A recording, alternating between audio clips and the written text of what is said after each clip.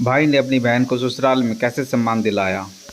आज सुबह से ही घर में सब बड़े लोग एकत्रित थे और बैठकर मेरी प्राथमिकताएं तय कर रहे थे, क्योंकि उनके अनुसार मैं कोई भी काम समय पर नहीं करती थी। मैं उन लोगों के अनुसार कभी भी समय पर कार्य नहीं करती। इसी कारण से शिकायतों का पोटला भी खोला जा रहा था। जब वे लोग मेरी प्राथमिकताएं तय कर रहे थे, उस समय उन लोगों को चाय नाश्ता पकड़ाने का काम भी मेरा ही था। बस मुझे ऑर्डर दे दे दिया जाता था और मैं एक आदर्श कर्मचारी की तरह वह सब सामान उन तक पहुंचा देती थी। पर फिर भी मैं कभी इस घर की जिम्मेदारी सदस्य नहीं रही। चलिए मैं आपको अपना परिचय कराती हूँ। मेरा नाम माही है। मेरे परिवार में मेरे सास ससुर मोहन जी और ममता जी, मेरा पति सुजाय, मेरा देवर रोहन, छोटी नंद रश्मि और मेरे दो बच्चे पीहू और राहुल है। एक नंद और है जो मेरे पति से बड़ी है और वह भी अपना पति के साथ आज मेरी प्राथमिकता तय करने के लिए घर में मौजूद है। मेरी शादी आज से 7 साल पहले हुई थी।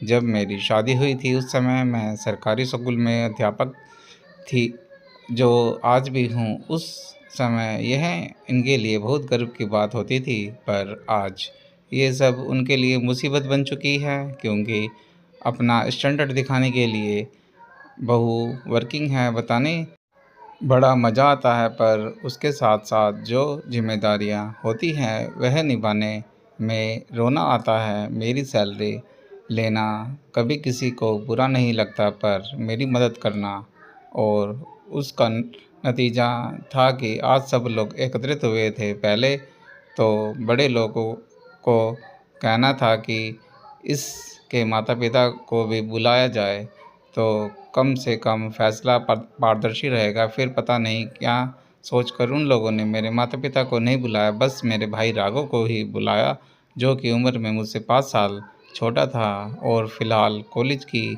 पढ़ाई कर रहा था। स्कूल जाने से पहले जैसे हम हमारा वर्क करते हैं, उसी प्रकार मेरा भाई के आने से पहले किसी को क्या बोलना है उसी पर कार्य किया जा रहा था। सब अपनी अपनी पोटली में से अपनी अपनी शिकायतें बाहर निकाल रहे थे। सबसे ज़्यादा शिकायतें की भरमार तो मेरी सासू माँ की थी और मेरे पति को ही थी। बाकी सब की शिकायतें तो मिर्च मसाले की तरह थी, पर फिर भी मैं चुपचाप काम कर रही थी। पता नहीं क्यों आज मेरे मन में कोई घबराहट नहीं थी, पर इतना ज़रूर था कि मेरे मन में कुछ चल तो रहा था जो शायद थोड़ी देर बाद बाहर आने वाला था। इतने में राघव घर आया। मैंने ही जाकर दरवाज़ा खोला।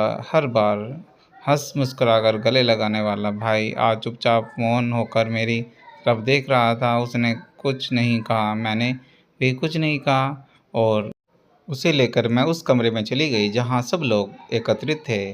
कमरे में पहुँचते ही उसने सबसे सभी को नमस्ते कहा, पर किसी ने भी उसकी नमस्ते का कोई उत्तर नहीं दिया। बस मोहन जी ने उसे बैठने का इशारा कर दिया। उसे वहाँ छोड़कर मैं पानी लेने चली गई। जब रसोई में पानी लेकर आई तो देखा कि सभी लोग राघव को घेर कर बैठे हुए थे। मुझे देखते ही मेरे सासू माँ ने अपनी शिकायतें शुरू की। माफ़ करना राघव बेटा, लेकिन तुम्हारी बहन एक जिम्मेदार बहू नहीं है। कल सुबह ही ये मुझे दवा देना भूल गई, और तो कोई बार इसे याद दिलाना पड़ता है कि ससुर जी की दवा का वक्त हो गया है। कोई काम समय पर नहीं करती, यहाँ तक कि जब उसकी मदद करो तब जाकर यह काम करती है। आजकल कोई हिसाब किताब भी नहीं देती। पता नहीं अपनी सैलरी कहाँ खर्च करती हैं। हाँ, भाभी तो बिल्कुल कामचोर है बेचारी। मेरी माँ को इस उम्र में भी काम करना पड़ता है। यह कोई उम्र है उनके काम करने की। कल मेरे कमरे की सफाई भी मेरी माँ ने ही की थी, छोटी नंद ने कहा।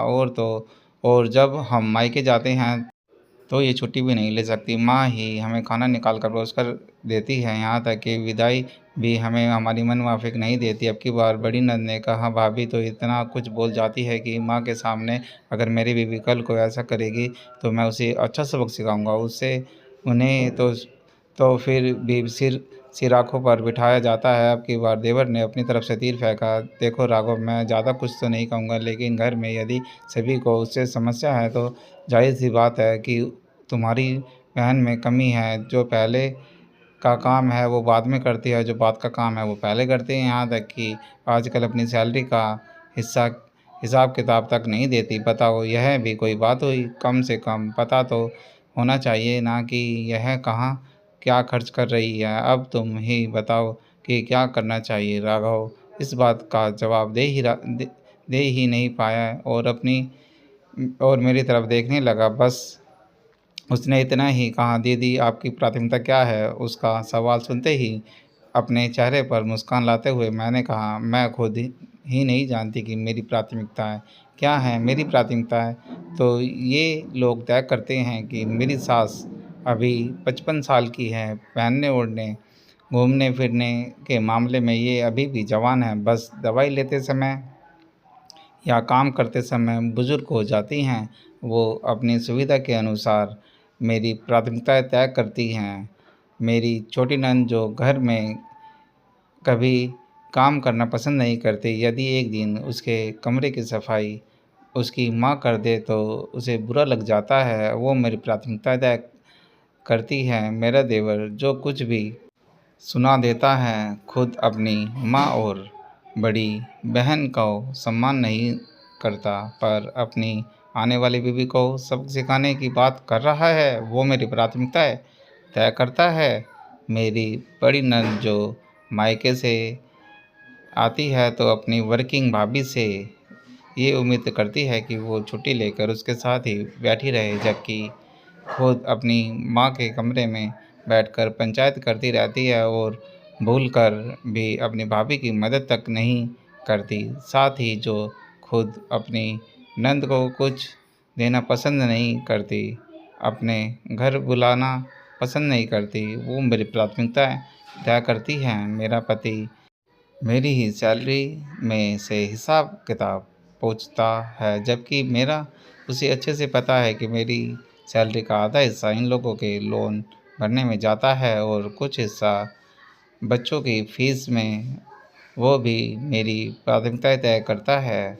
सच कहूँ तो मेरी प्राथमिकताएँ वो हैं जो मेरी अपनी है ही नहीं, उसे भी तय करने वाले कोई और फिर कहते हैं कि यह कोई काम ढंग से नहीं करती। देखना भाई, सुबह से ये लोग बैठकर पंचायत कर रहे हैं और मैं अकेली काम में लगी हूँ। इन सब ने नाश्ता भी कर लिया है, पर मुझे अभी तक चाय भी नसीब नहीं हुई है। पर फिर भी ये लोग मेरी प्राथमिकताएँ ढूँढ रहे हैं। इन सब को सेवा चाहिए, सेवा करने वाली चाहिए, पर बोलने वाली बहू किसी को पसंद नहीं है।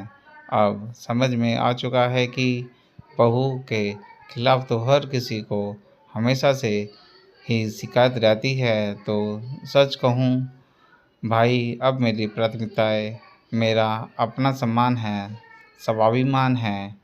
अगर उसकी कदर करोगे तो ही साथ दूँगी, वरना मैं अकेले भी खुश हूँ।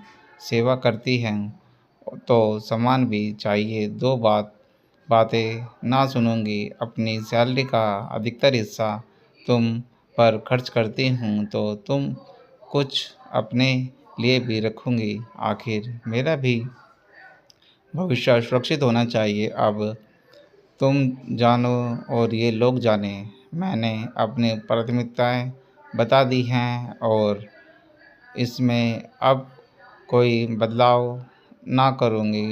मेरा जवाब को सुनकर किसी ने मेरे खिलाफ बोलने की हिम्मत ही नहीं की। सच सचमुच इतना कुछ बोल लेने के बाद दिल में बड़ा सुकून था और साथ ही साथ आज मैं आत्मविश्वास के बलबूते से भर चुकी थी, क्योंकि अब मैं अपनी प्राथमिकताएँ जानती थी। Thanks for watching.